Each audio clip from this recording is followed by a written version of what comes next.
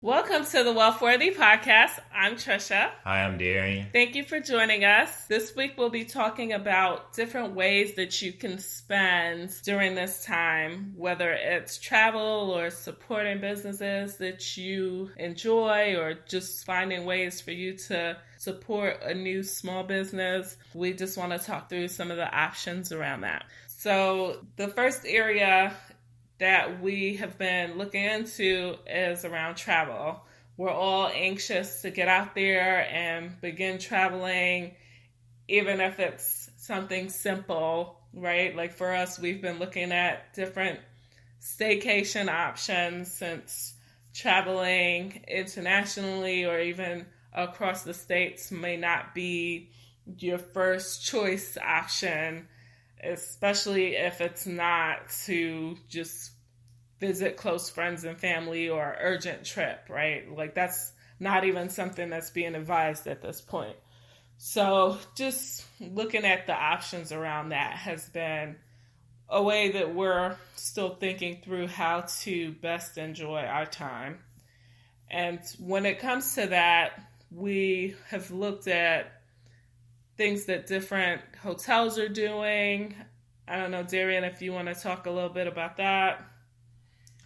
A lot of hotels as well as airlines are offering, and resorts are offering a lot of different incentives for you to travel and come visit different places. So that's always great if there's places on your bucket list that you want to travel to. Yeah, the idea around that is a lot more buy at a discount now in order to travel sometime in the future.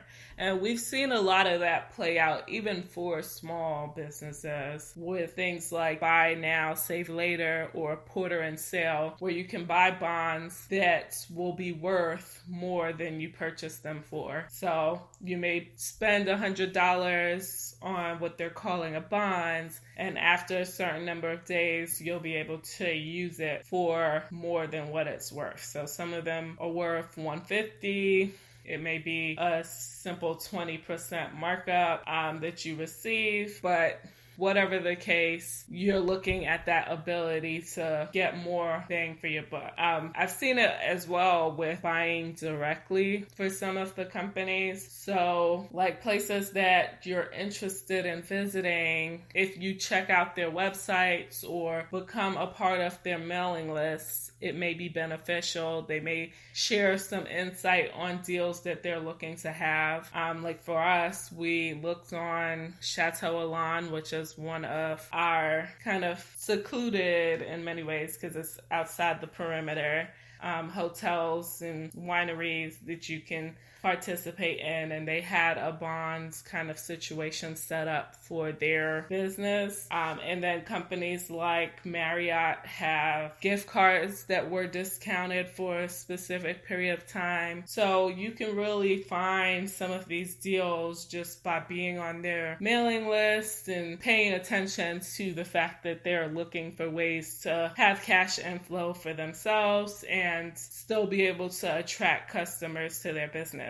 In terms of flight offerings, obviously if you were planning to do a trip that had to be canceled or rescheduled, a lot of the airlines may have already given you the option to either take on a credit voucher that you can use for a later date or receive cash back or a straight refund. And I think with that, you're really looking at, with the vouchers, the opportunity to earn more money than you actually paid for the tickets that were initially purchased. So if you can do that, then that's an easy way to be able to use the funding later to purchase tickets. Maybe it could even serve you for more than one trip, but just the idea that you're getting more for your money is going to be useful as we look at our options around traveling. Obviously, if you didn't have any trips lined up, you wouldn't be able to take advantage of that specific deal. But just noticing that some of the airlines will be putting up the prices at discounts for specific routes that they're doing, or, different trips that they're trying to encourage. So if you are in Atlanta and you were looking to book through the airlines that are here, flying through Delta, just knowing that a lot of their flights will come back to Atlanta is useful information when it's time to look for flights. Right, so just figuring out where the home bases are for the airlines that service your area and see if that can help give you some good options and pricing around trips that you can do. When it comes to buying stocks, this is also a time where there's a lot of volatility, but that also means that you may be able to purchase certain stocks and index funds, mutual funds, all for prices that are cheaper than what you may have encountered a few months ago. So the lowest point that we saw since this has occurred was in March, but there are still companies that have stocks at a lower price than it was initially. And if you're interested in companies that aren't necessarily being highly sought after or talked about during this time, then it provides you a great opportunity to push for more, like purchasing more, right? You can push to purchase more stocks. You can look at the options around that because everybody is kind of flocking to Zoom or Amazon, just knowing that those companies have been benefiting from the amount of deliveries necessary or the need for video conferencing, right? So people are flocking to those options and looking for ways to include those in their portfolio, which may not be a bad thing, right? But because it's a popular thing now, that means the prices are already reflecting what the market thinks will happen with those specific stocks, and you might not be getting the cheapest price that you can during this time because of that. So if you're looking at other firms that may be doing things on the market that also can help with the situation that we have going on, or they're just companies that you recognize are thriving or they have good cash flow during this time, then those may be helpful areas to look at while you're thinking through how to make purchases, right? So cash-rich companies like Google and Apple are still large enough and have enough going on that they may be options for you to look at, just as an example. But you just want to be mindful of that if you're looking at individual stocks. But really, I still say continue to purchase the way that you usually have. And if you have the discretionary funds to purchase on some of these individual stocks, then you can do so. But just look at investing more in some of the index funds or ETFs that you might be interested in. So the full market kind of S&P 500 ETF for Vanguard is a good one that we always talk through, the VOO index or ETF. And then there's one for the total market, VTI. That's also a good holistic market fund that you can look into. Obviously, those are the ETFs, but you can look at buying the index funds, which are what a lot of the ETFs are based on anyway. So they're more expensive, but because they're the underlying instrument, they're a good option for you to look into as well. So you can definitely look at what your options are for all of the mutual funds and index funds that are available. But being conscious of how much we're spending, I would encourage people to continue looking at the varying options that they have there. And then I think just in general, you can look at buying some of these as fractional shares. So you can look at buying stocks as fractional shares. Robinhood has gone through and pushed their option out there for people to buy at a fractional rate, which just means that instead of you paying the thousands of dollars for Amazon right now, you can set your own price and say, I just want whatever the current market price is, I just want $20 worth of that. And you'll be able to get the equivalent of $20 for whichever stocks you're interested in. And so that's why I think that it may be a great way to use discretionary funds if you are interested in some of those stocks that might be a little more pricey, or you're just looking to have small exposure, then it's a great way to dabble into it without feeling pressured to have large sums in the market at this point, especially since we don't know exactly what's going to happen in the market. Anything? Okay.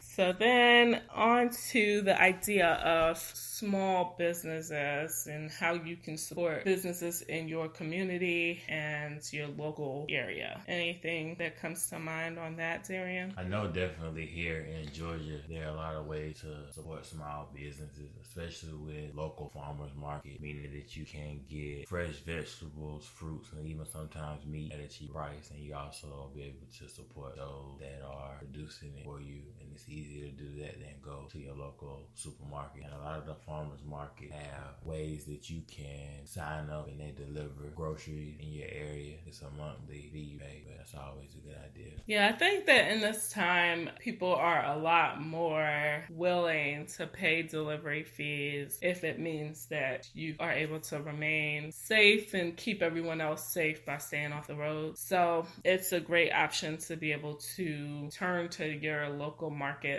and local farmers to get produce and get deliveries that you need. So that's definitely a viable option for everyone to look and find the markets that are available to you. We definitely have a market that's close by where I am that not everyone knows about or even frequents. And so it's been easier to find some of the products that we need by going to that market. But, even if there isn't a specific market like that where you can easily just drop in and find everything you're looking for, hopefully you are able to see different shops where they might have products that you need, that you've never tried, right? Like you can try new things during this time, but just keep in the mindset that you be helping a business that is in your area that you'd like to see stick around. Even when it comes to buying online, right, some of the companies that are around us, like some of the small businesses, may have their own online options that you can make your purchases through. So whether they're doing deliveries or just doing shipping to you, you can look at those options as well. A lot of companies have set up Shopify accounts or Etsy accounts. And so just looking out for some of those may be helpful as well. I know, like thinking about buying some of the things that we know we need, like soap and cleaning products, like you might be tempted to just go to big box stores, but if there is a local business that you could support, then that may be a win-win. Especially if it's going to be online, right? Like the excuses start to be less, they're less excusable, put it that way. But I think that just knowing what some of the resources are online is helpful as well. So I've noticed that for Facebook and Instagram, they've incorporated a few things in their usage so that you can begin sharing some of the small businesses that you are using or would like to highlight. So you can hashtag support small business and highlight one of the companies that you like, or see some of the companies that are out there that you may not have noticed before this. And they also have a small business story sticker that you can use that will highlight the businesses that you're interested in as well, to let other people know what the main offerings are at those companies, or be able to click on the link so that they can see for themselves what that person's page looks like or that business's page looks like. So I think some of those small things can be helpful just for you to be able to get the names out there and let other people know that those businesses exist, so that it becomes an option for them when they're looking to buy as well. But even if you're not looking to spend money, I would say just be conscious of the number of reviews that you're writing, right? Like if you can write a review for a small business that you enjoy, then that could be a big help, because in today's today's environment, we all depend on some of these reviews to decide which businesses we're willing to test out. And if I've never heard of a business, I'm more likely to click and buy something from them if there are a number of reviews and good reviews as well, right? So I think that just being mindful of the fact that that could help support your business or your, a local business that you enjoy, then it can also mean the world. It can mean more customers for them. And anything that you can do at this point to bring them more customers is going to be greatly appreciated. I think those are the main points that we're looking at, just how you can support our hospitality industry because it's one that we know is hardest hit, how you can begin to broaden your investing portfolio, and then how you can make sure that the businesses in your community continue to thrive are areas that we have to constantly weave into our day-to-day. And so anything that you can do to begin supporting that, whether it's just buying gift cards or thinking through the gifts that you give other people and making it more locally based, can be a big help. So just think through that when you're looking for options on where to buy, how to buy, and where your next travel location will be. And until next time on Wealthworthy, we'll talk to you soon. Bye. Bye.